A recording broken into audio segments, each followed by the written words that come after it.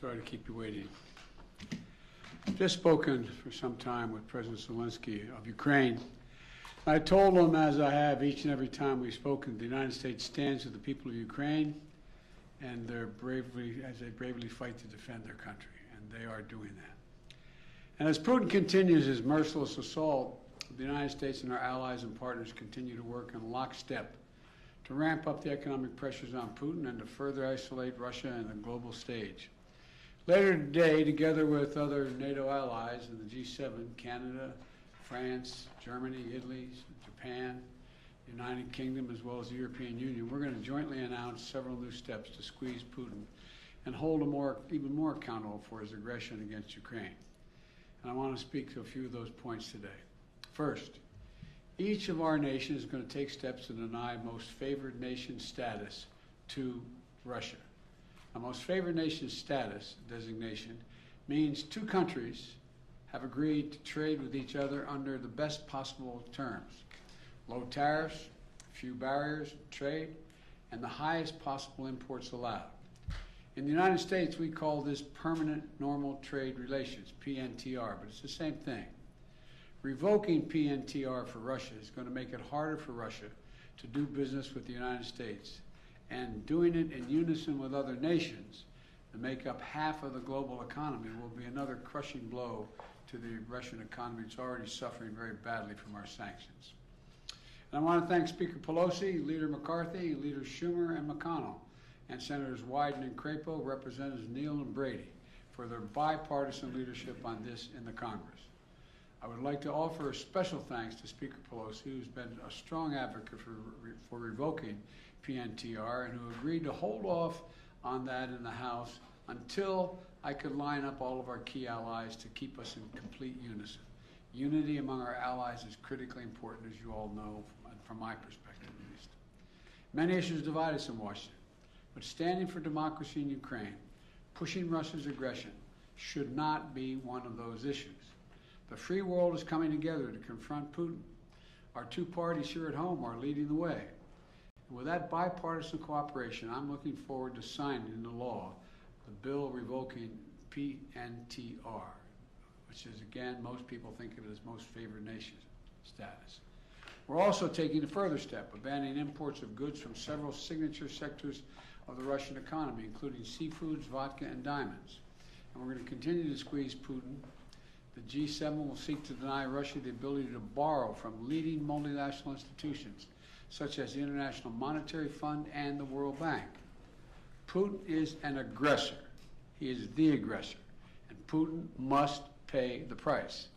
He cannot pursue a war that threatens the very foundations, which he's doing, the very foundations of international peace and stability, and then ask for financial help from the international community. The G7 is also stepping up pressure on corrupt Russian billionaires. We're adding new names to the list of oligarchs and their families that we're targeting. And we're increasing coordination among the G7 countries to target and capture their ill-begotten gains. They support Putin. They steal from the Russian people, and they seek to hide their money in our countries.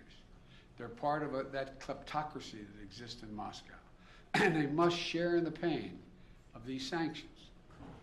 And while we're going after these their super yachts and their vacation homes and worth hundreds of millions of dollars, we're also going to make it harder for them to buy high-end products manufactured in our country. We're banning the export of luxury goods to Russia. They're also the latest steps we're taking, but they're not the last steps we're going to take. And as I said, at the beginning of all these steps, we're going to hit Putin harder because the United States and our closest allies and partners are acting in unison. The totality of our sanctions and export controls is crushing the Russian economy. The ruble has lost more than half its value. They tell me it takes about 200 rubles to equal $1 these days. Moscow Stock Exchange has been closed for 2 weeks because they know the moment it opens, it will probably collapse. Credit rating agencies has downgraded Russia's government to junk status, its economy to junk status. The list of businesses, international corporations leaving Russia is growing by the day. We're also continuing to close corporations, with allies and partners to make sure that the close cooperation we continue to have, the Ukrainian people are able to defend their own nation. The United States has sent more than $1 billion in security assistance to Ukraine over the last year, including anti-armor and anti-air capabilities, taking out tanks and planes and helicopters, with new shipments arriving every day. We, the United States, are also facilitating significant shipments of security assistance from our allies and partners to Ukraine. And the humanitarian front, we're working closely with the UN and humanitarian organizations to support the people of Ukraine who've been displaced by the violence in Ukraine. We're providing tens of thousands of tons of humanitarian supplies, food, water, medicines, coming via truck and train every single day. Yesterday in Poland, Vice President Harris announced an additional $53 million in additional humanitarian support to Ukraine. That brings the total humanitarian assistance to $107 million in just 2 weeks. We've joined this effort with more than 30 other countries who are providing hundreds of millions more. And last night, to their great credit, the Congress passed a bipartisan spending bill that included an additional $13.6 billion in new assistance to the Ukrainian people. And I look forward to signing that immediately. I also want to be clear, though. We will make sure Ukraine has weapons to defend against an invading Russian force.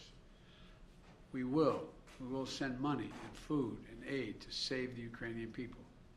And I will welcome Ukrainian refugees. We should welcome them here with open arms if they need access. And we're going to provide more support for Ukraine. We're going to continue to stand together with our allies in Europe and send unmistakable message. We'll defend every single inch of NATO territory with the full might of the united and galvanized NATO. We will not fight a war against Russia in Ukraine. Direct confrontation between NATO and Russia is World War III, something we must strive to prevent. But we already know Putin's war against Ukraine will never be a victory. He hoped to dominate Ukraine without a fight. He failed. He hoped to fracture European resolve. He failed. He hoped to weaken the transatlantic alliance. He failed. He hoped to split apart American democracies in terms of our positions. He failed. The American people are united. The world is united. And we stand with the people of Ukraine.